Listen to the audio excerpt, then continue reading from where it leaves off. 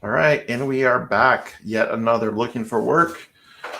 Excited to be here on Earth, and yes, grateful. So, more than happy to answer questions that folks have.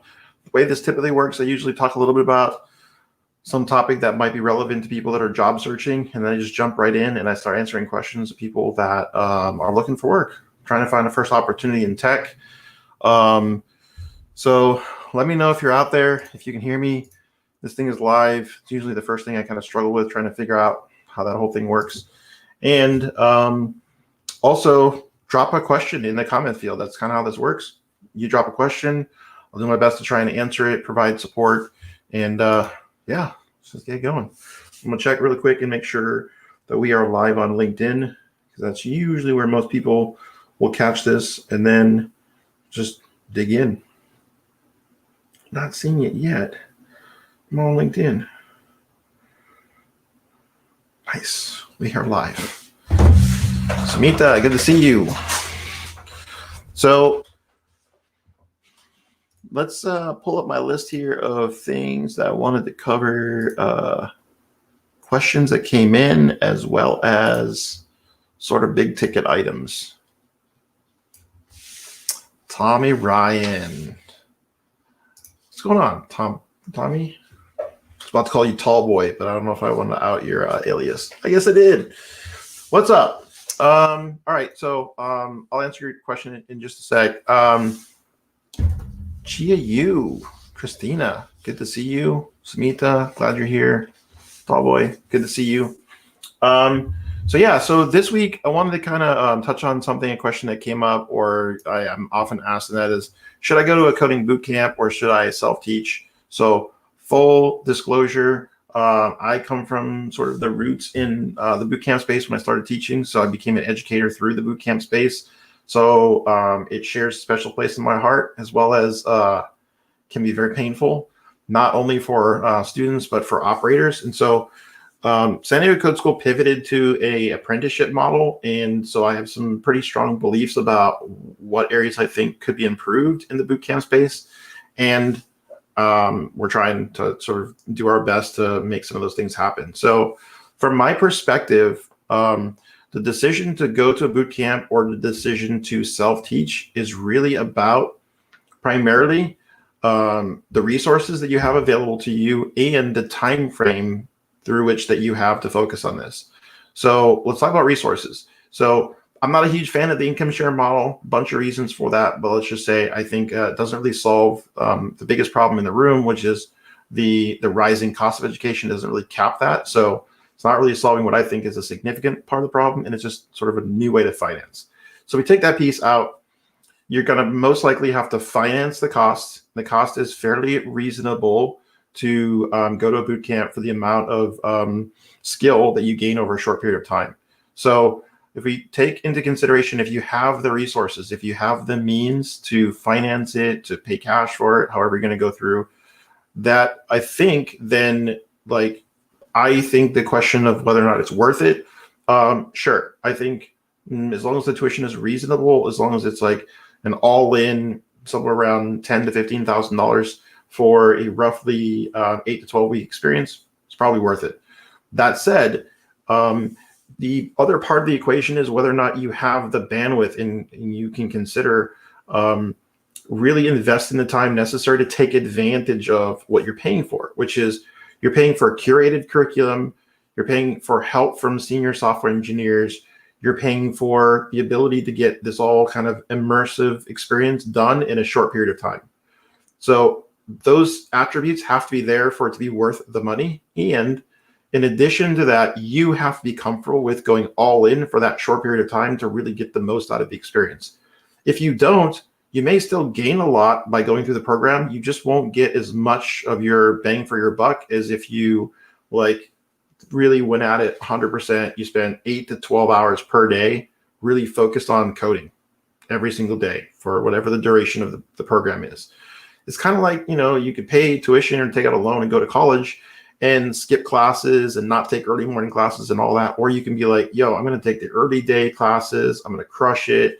I'm going to take as many units as I can, as fast as I can.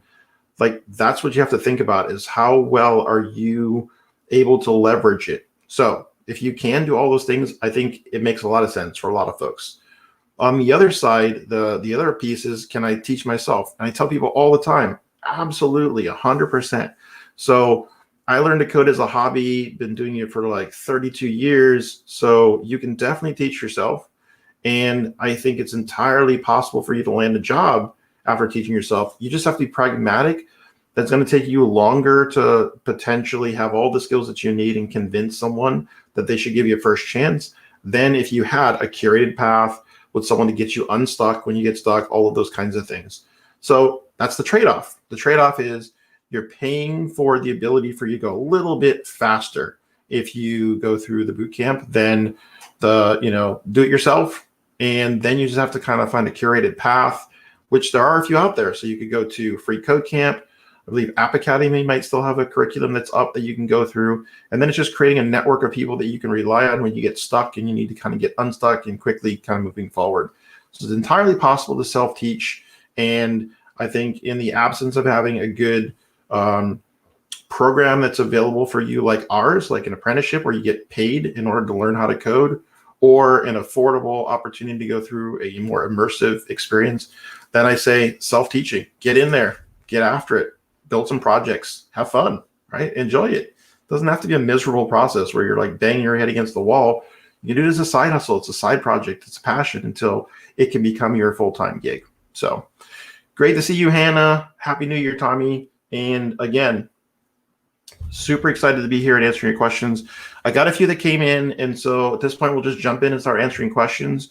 And I'm not proud of it, but I got McDonald's waiting for me afterwards. So I got a quarter pounder, no cheese.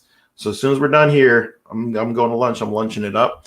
So we'll go as long as you guys want. So we go for an hour, then we go for an hour. If we go a little shorter, it's all right by me. And I got an air fryer so I can reheat the fries. So I'm all good, right? So questions I had came in ahead of time, and I'll jump right in and answer questions from the folks here. Actually, let me answer those first because you just asked. So we got Tommy. What's the best way to prep for a technical interview at a FANG company? So this requires a little bit different of a finesse, in my opinion, than it does for a typical company. Because in a lot of companies, it's not nearly as competitive and it's not nearly as challenging to the process that they use to screen candidates in many companies is very different than at a FANG organization. So at a FANG organization, they're super big usually on data structures and algorithms. They're super big on like the normal interviewing techniques that you'd have in most technical interviews, like giving you a problem and asking you to work through the problem. They tend to be more, they tend to require more architectural decisions and decision-making in creating the solution. They tend to want to really expose your critical thinking process and then the actual implementation details. So you may have to implement slightly fancier data structures in order to solve the problem. And they'll expect you to be able to do all of this in a more compressed time period than like an interview that I might give, where if I'm interviewing someone, I'm usually interviewing an early career person, maybe mid-level person, a principal level person. And so I'll gear my questions towards trying to identify first what the person's skill level is at, so I can make sure that it aligns with what they self-assess their skill as.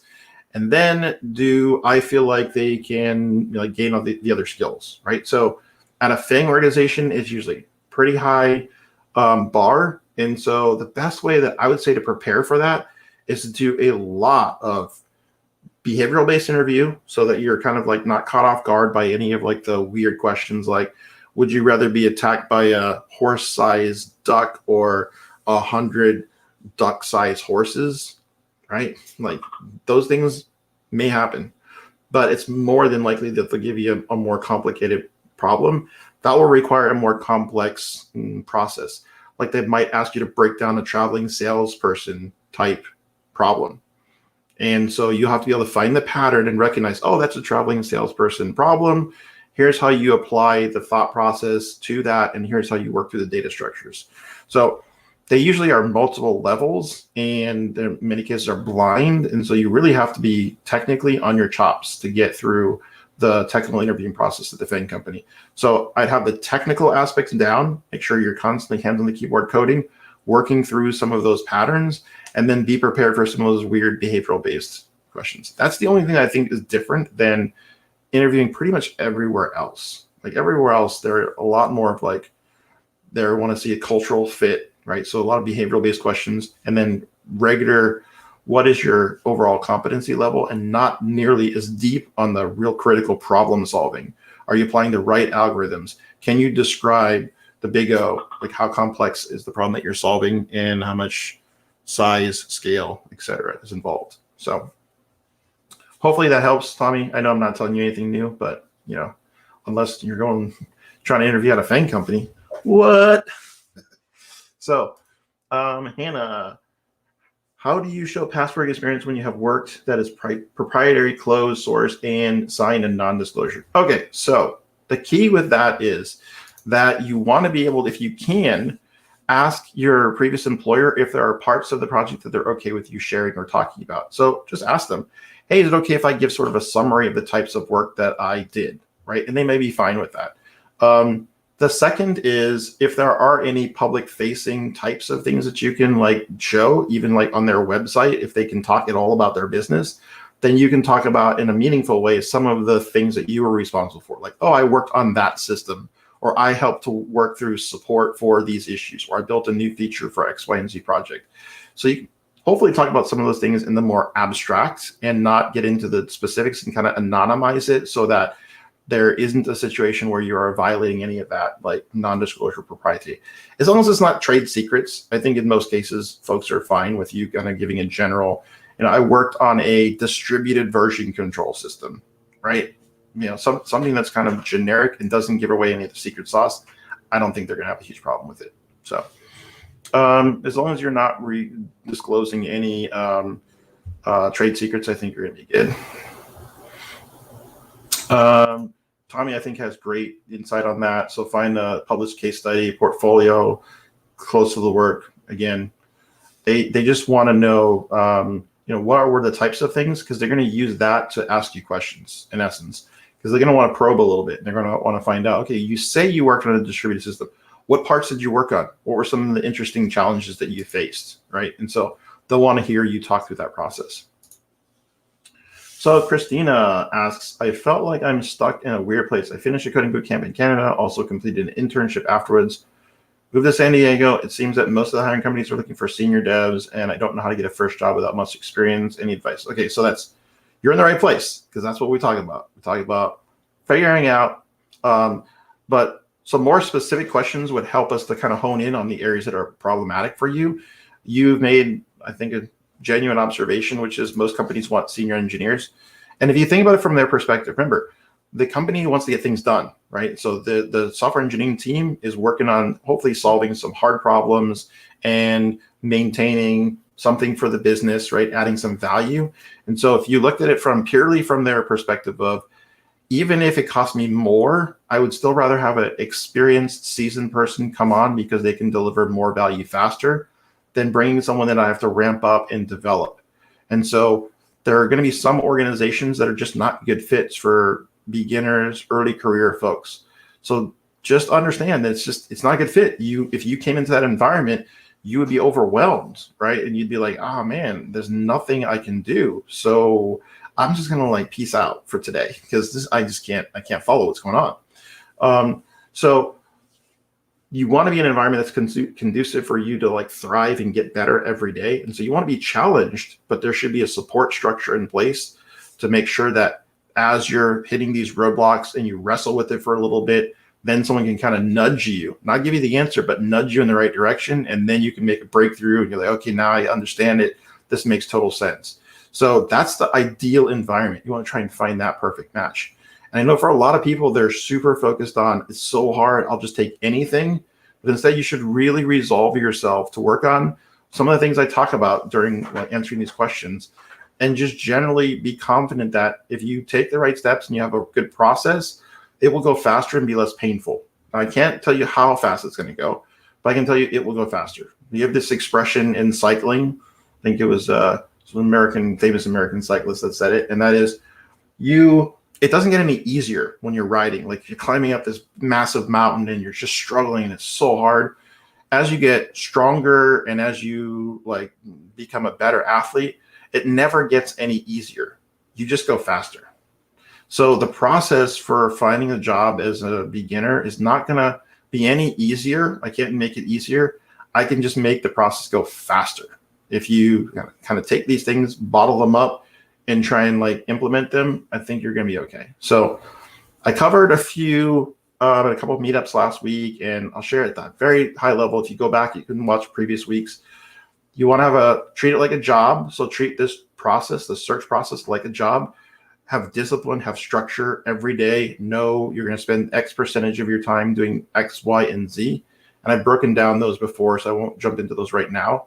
But then after you have that structure, then you want to be organized with a way to track and measure it. So you want to have a spreadsheet, put on there everybody that you reach out to, who you connect with, and when you're going to follow up with them. And then go after the right volume. Try not to like spray and pray and be like, I'm going to put my application out everywhere and just hope that someone calls me back. Instead, reach out to someone inside the organization, do some networking, build relationships, get some mentors, and then when you apply, make sure that you're following up. It'll lead to a much, much easier process of having real, genuine conversations about what your skills are and how you might be able to leverage them to help the business. Because you have some skills, you have some background, something you did before that might be a transferable skill or something that you learned during the boot camp that you might be able to apply on the job to be able to then grow into a position somewhere where it makes sense. So Christina, hopefully that's helpful. I know that's kind of a general overview, but your question was kind of broad. It's a great observation, which I think is 100% true. Most organizations are first and foremost willing to pay a premium for experience. So they will pay way more for one senior engineer than hiring 2 junior engineers, right? And it's just because I can get more done with one senior than I can 2 juniors, period. So it's a better investment all day, every day to hire the senior engineer, unless you get to a certain size. And when you get to a certain size, you can bring on and you can groom people. Now you can actually solve some of your other problems, which is just because I pay a lot for a senior engineer doesn't make them a great employee. They might be able to write a lot of code, but they might not be the best employee. So you can get a little bit more competitive when organizations are thinking more broadly and more strategically about what they need over time. And that's the kind of organization you want to find. One that's willing to invest in people, one that's willing to recognize that people have intrinsic talents that they can bring to the table. They just need a chance. They need a foot in the door. They need an opportunity. And given an opportunity, they'll work really, really hard. And that means that you're going to, over time, be able to invest in someone. The employers just want to know when they're taking a chance on an early career developer that in 6 months, I can get you to where I need you to be, or in 8 months or whatever that time period is. I can ramp you up and make sure that like it's not still costing us after 4 months, after 6 months, after a year. That instead we've turned it. It's like Black Friday, right? You go from like being in the red all year until you're in the black, you're positive and you're making cash. So think about it in that mentality. Don't try and stress out and worry too much about how lots of people are not working, etc. You're sometimes way too distracted by that as an individual, right? And we're all human, so that's fine. Because I hear it all the time. I hear people like, "Oh, there's no way to find a job as a junior engineer." Sure, there is. It happens every day. I give people jobs all the time, and it's not by me doing the work. It's by me telling them, and then they execute, and then they get a job. It's pretty straightforward. So Henry asks, for web development jobs, how important are database, SQL or NoSQL, as opposed to just improving JavaScript fields? Oh man, great question. Fantastic. So I often organize like what language should you learn first and what should you learn second? And so I would say the top 2 skills to have, right? If you had to pick 2 skills to have, it's going to be JavaScript and SQL. If you want a job, 2 top skills for web development, JavaScript, SQL. Everything else you can kind of fill in, right? So if you don't know PHP and it's a PHP shop, you can learn PHP super fast. Like that's easy. You learn C#, you learn C++, you learn Java, you learn any of those, right? But you want to be able to, if you have any tools, like the common ones that like everybody's going to want to see as part of your resume, some JavaScripts, scripts, the scriptings, the frameworks, the libraries. They want to see, are you good at JavaScript? and do you know SQL? Because if you know those two things, you're like, okay, we can teach you everything else. All the other pieces of the stack are usually a plug and play. If instead of SQL, you know MySQL, all right, good enough. Like you got some concepts. You kind of understand, okay, here's how we're going to persist data. And you understand we're going to get it, we're going to set it. So you're in good shape. So I'd say super important to your question, like how important is it for developers to know SQL in addition to improving JavaScript? It's high up there. So be able to stay solid on your SQL syntax, but more importantly, you want to be able to talk through like, joins, like what's a left join, right? You want to be able to, like when they say that, can you describe to me what a join is? You want to be able to have a coherent response to that. It's really important. All right, so those were all the questions that came in. If you have more questions, please ask away. There were a few that came in via email, so I'll cover those. Is networking or resume building more important? Networking or resume building? Networking by far. So the resume building process, like working on your resume, well, I guess that's what the person might mean. They might mean working on adding things to your resume to like demonstrate you've got some skill. Nah, I'm going with networking. Yeah. So I would say like wherever you are with your resume, if you feel like you could land a job as an entry-level software developer, meaning you feel comfortable, you could come in every day, you could execute, you could get 1% better every day, then you should definitely be working on networking, because there's nothing you need to do to really like pad or build out your resume.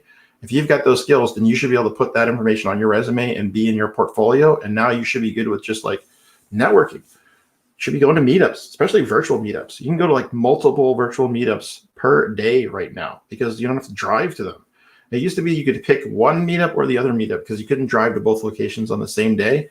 Now you could literally spend an hour in one meetup and an hour in another. So it's 2 hours worth of meetups. That could be your networking time. And when I say go to the meetups, I think a lot of people get this wrong, man. So when I go to not usually a meetup, a better one for me because I'm a CEO now. Better one for me is when I go to like a webinar, right? Here's what I do while I'm in the webinar. I literally start like searching for each person that's in the webinar. So if you've ever been in a webinar room with me, then you probably get a LinkedIn invite within that 1 hour. And I know how many I can do in an hour. And I literally like, that's all I do the whole time. I got one ear on what they're saying and the other is in LinkedIn looking each person up to figure out like who else is on this call. This might be an interesting person for me to talk to, right? And so that's how you should be processing meetups. When you're in the room in a meetup, in a virtual meetup, you want to be like, who else is in this room? Oh man, there's an employer in this room. You want to be reaching out to that person before they stand up during the looking for work, looking to hire. You want to have already reached out to the person and already sent them a message. That's what I mean about like networking. When I say networking, it's like treat it like it's a job. Don't treat it like, well, what does networking mean? Does it mean like registering for the webinar and sometimes I show up and sometimes I don't go? Or is it like you show up, pay attention to talks, and you're scouting who's in the audience and you're reaching out and connecting with them and saying, hey, I saw you at the meetup tonight. That's an easy one. Super easy to be like, hey, I saw you at the meetup tonight. That's super cool that you're like out in the community. XYZ employer. Awesome. There you go. There's your entry. Really easy conversation to have. It's not tough. Don't overcomplicate it and think you've got to come up with like some script or something to talk to someone. Like, hey, it was cool that you're at the meetup. All of that. Right? So networking, 100%. Second question is, oh, I love these. How do you negotiate the offer? Everybody's excited about the offer. I wouldn't put too much like time and brain cells into this process because it's usually pretty straightforward. They will usually ask you like, what's your salary expectations? Some question along those lines, like, what are you asking for? What are you looking for? That kind of thing. And then I like to give the range because the range is a little bit more comfortable as a person. Just understand when you give them the range, they're always going to pick the lower number of the range. So if you were to say something like, so I was really hoping to get an offer in the range of like 60 to 65. The offer is going to come in at 60 if they can do 60. They're never going to like, oh, like that's good. We're going to pay you the high part of the offer. Now they may do that because they have like they have standard bandwidths or like salaries that they start with. But if you're negotiating, it's not going to be like they're going to pay you the higher end of what you're negotiating. They're going to pay you on the lower end. They're going to offer you 60, and they're going to be like, well, you said you'd take 60 to 65. I just offered you 60. What's the deal? So if you are negotiating, if it actually is a range and you're trying to go back and forth, it's the first thing I would throw out a range, and then just see sort of how far off you are from the offer. I think people like automatically think in their mind they want a certain number and they want to stay on that number. But I often will ask people, okay, so what do you really need? That might be different than what you're asking for. Then based on what you need, I would think about, if you don't get the offer because they either withdraw it or don't come up to your number, if you don't accept that offer, think about the whole year and think about how much more time you spend if you're not employed, not working. Well, then it doesn't make sense for you to like haggle over like a couple grand, right? It's not going to be a differentiator. Now, if it's a significant amount, maybe it's worth going back and forth and trying to figure out how do you get closer. But if it's not, if it's like, yo, like they offered you 72 and you said you wanted 70, and you're like, or they offered you 70 and you said you wanted 72, and you're like, you know, I'd really like to be at 72. You're like, yeah, offer 70. That's it. You're done. It's $2,000. Like, not being out of work for a few more days, the $2,000 is gone. So like, it doesn't make any sense to wait on that one. That one's, you're so close. That's an accept. That's an automatic. Just like, all right, cool. You take it at 70, right? So that's not really a realistic number too. So by the way, if you're an entry level beginner, I would say reasonable offers maybe in the 50 to 60 range. I think that's reasonable for a first offer. So anything higher than that is like a no-brainer. Like, yes, please. Anything significantly below that, you might have to like say, okay, well, I might be able to do better somewhere else, but wait until you have the offer before you like have these like wrangling in your mind whether you should accept or not. Because I think in most cases they're pretty no-brainer. Sometimes you will get multiple offers at the same time, but they're usually within a close enough range that it's more about what are the other things that are different about working at those different organizations.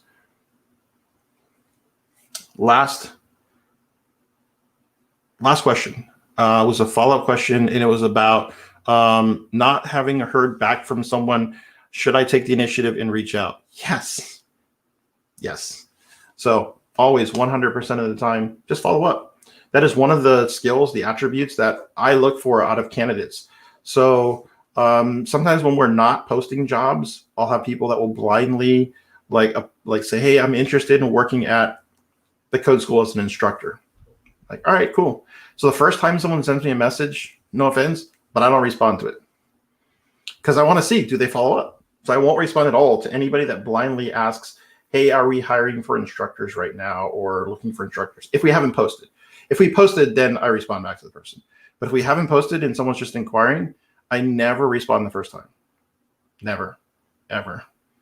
I always wait to see, like, after they send the first email, do they send the second email? If they send a second email, then usually I'll then look at the resume, and then at that point I'll try and see, does it make sense for like us to even have a conversation right now, because we're not hiring, but maybe we might if this is the right fit. So then I would really strongly consider, look at the resume, strongly consider, should we bring the person in, have conversation and just see where it goes, right? So when not in a real hiring mode, not thinking about it, I really want to see someone follow up. So I know that that's something that would be really appreciated by employers, just following up. Remember, they're super busy.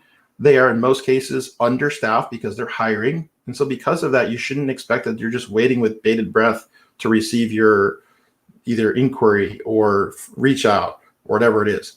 Assume they're super busy and it's probably not top of mind for them. So just following up with them is going to continue to insert you back into their thought process, put you top of mind, and it'll continue to help you to see, okay, when they're ready to make the decision, they know that I want this.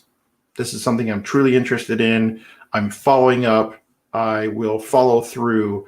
I'm diligent and attention to detail oriented, all those kinds of things, right? Especially if you did it at the same time, like every Friday you hit the person up, and not it can't be like, hey, this is just automated. I can tell they just put me on some kind of automation, right? But if it was just like, hey, sending them like a drift video or something, it'd be pretty legit. So I'm just saying, it's possible.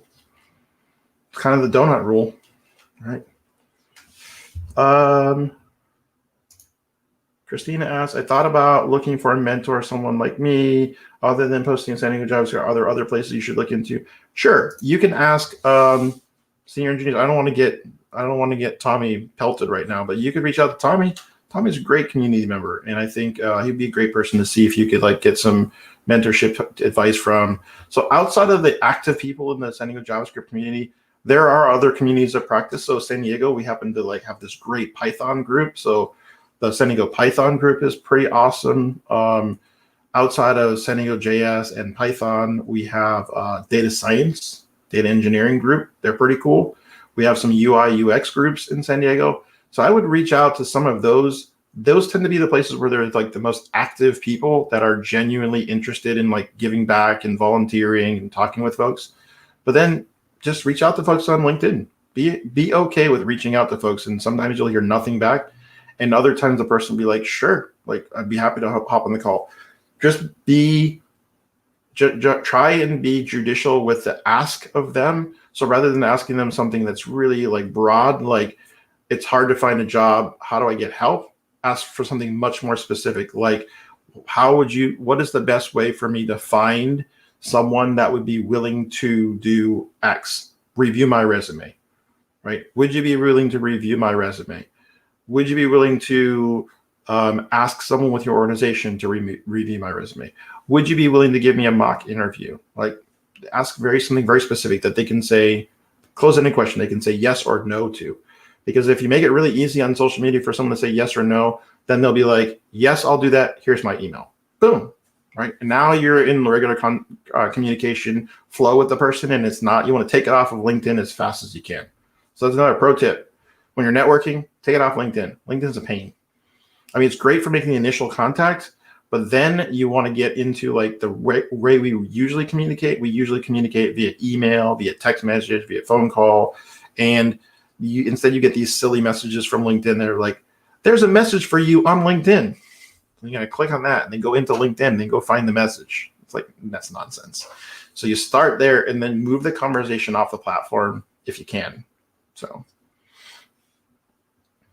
Oh, Tommy's going to get a little knock. Brandon asks,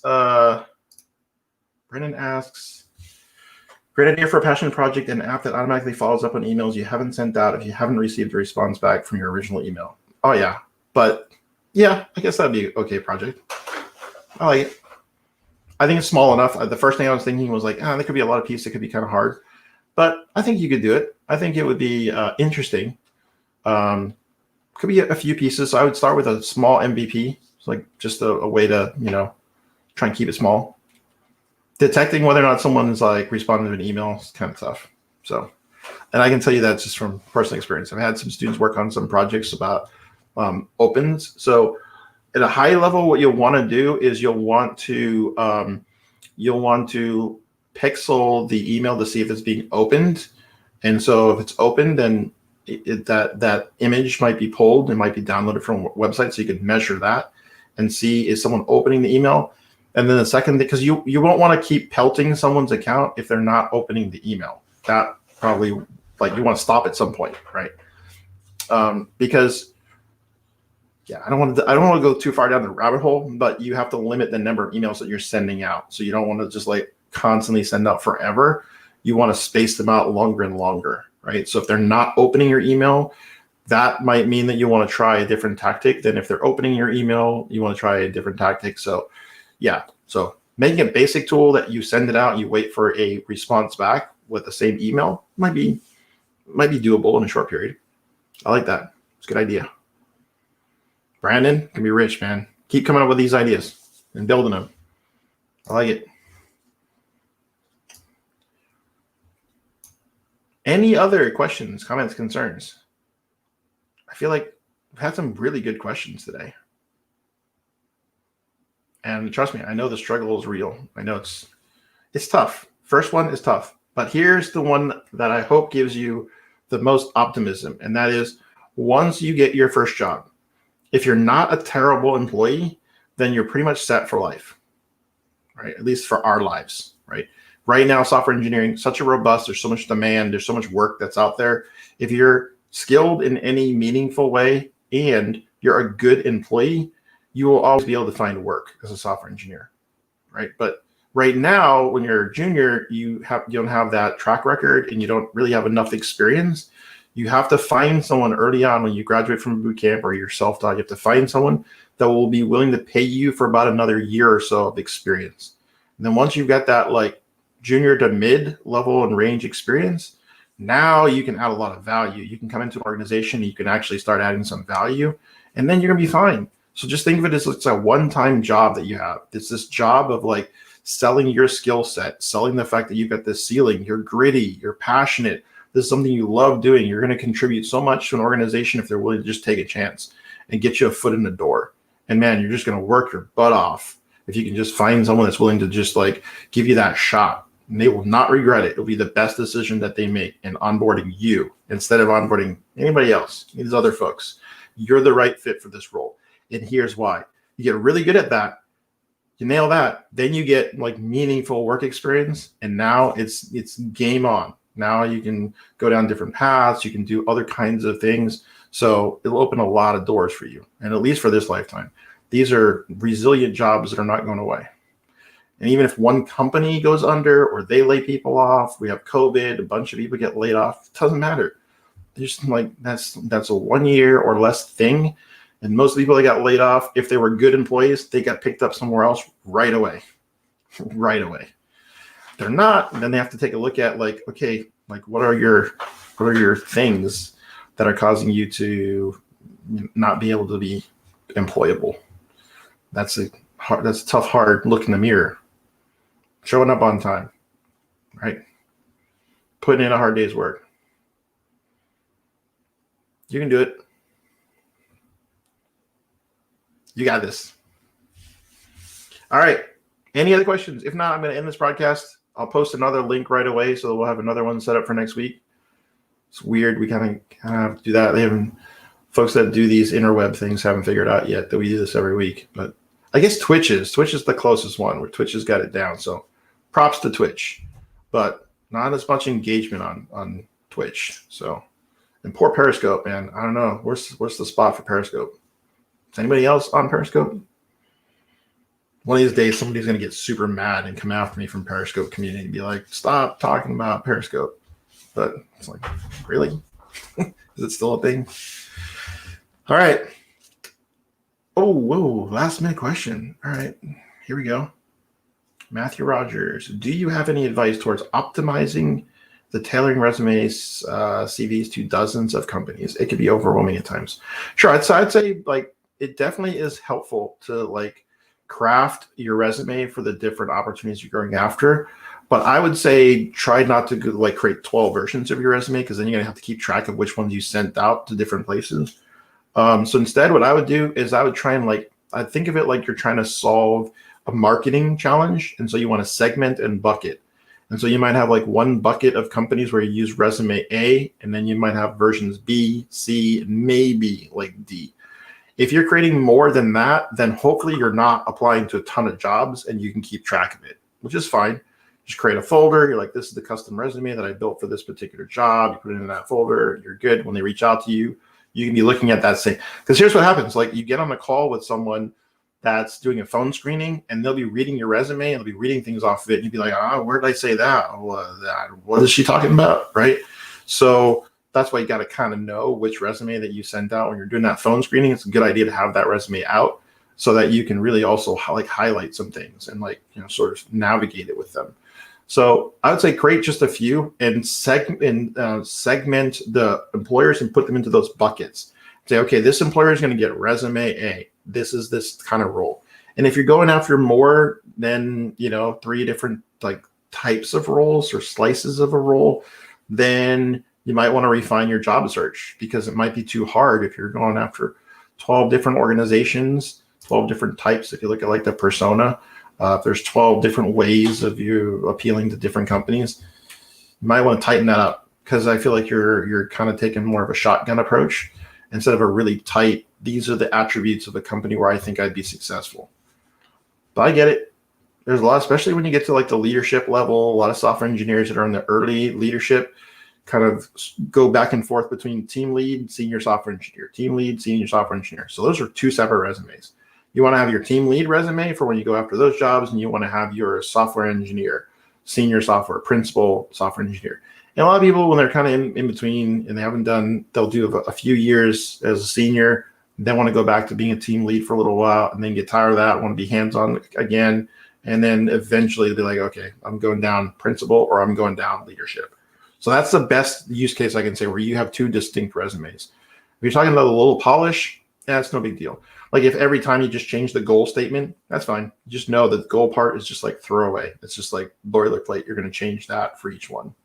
So hopefully that helps, Matthew. That's kind of how I approach the multiple resume scenario, which I think is helpful.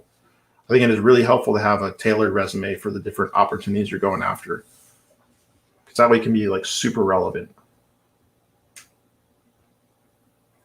Any other questions? I feel like the little scrolling thing, I don't know if you noticed that that's a new little feature that I have in this. I feel like that's helping people to keep the questions rolling. So I think it's helpful. But it seems like super 70s, like a little ticker across the bottom. Hannah asks, last question, does the apprenticeship program deal primarily with front-end development, React? No, actually we have across the board. So we have some projects that are, we call them our webmaster team. So they deal with mostly front-facing websites. Some of them are WordPress websites. Then we have a C# team that works largely on the back end. We have some folks that are going to be hiring for data engineers, so folks shipping and moving data around. We have some, just a variety. A lot of ServiceNow stuff. So the ServiceNow is kind of like, some of it's back end, some of it's front end. That's a good mix, but it's very ServiceNow oriented. So it's a whole different skill set. So have some training, and we might be getting into some Salesforce stuff. Salesforce seems kind of interesting. We're using it ourselves, so we're evaluating whether or not it makes sense, whether or not there's enough demand for some Salesforce team members. So hopefully that helps, Hannah, you understand that there's a wide variety of work that our apprentices have the opportunity to work in. And we really feel like the key is to give them some really good experience over the course of the year, so that it makes a ton of sense for someone to say, oh, this person's like got enough under their belt that I can ramp them up really quickly and they'll be a great fit inside of our organization.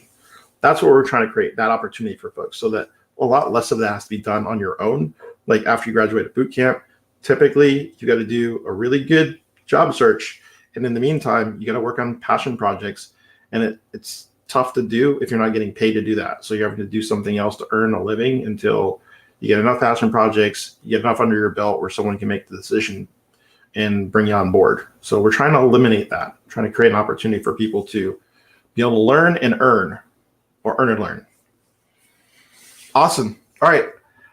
Unless we have any others that come in the last few minutes, I am going to bug out and eat some Mickey D's, and we'll do this again next week. So feel free to email me questions. It's mike@sdcs.io. Mike, M-I-K-E, @sdcs.io.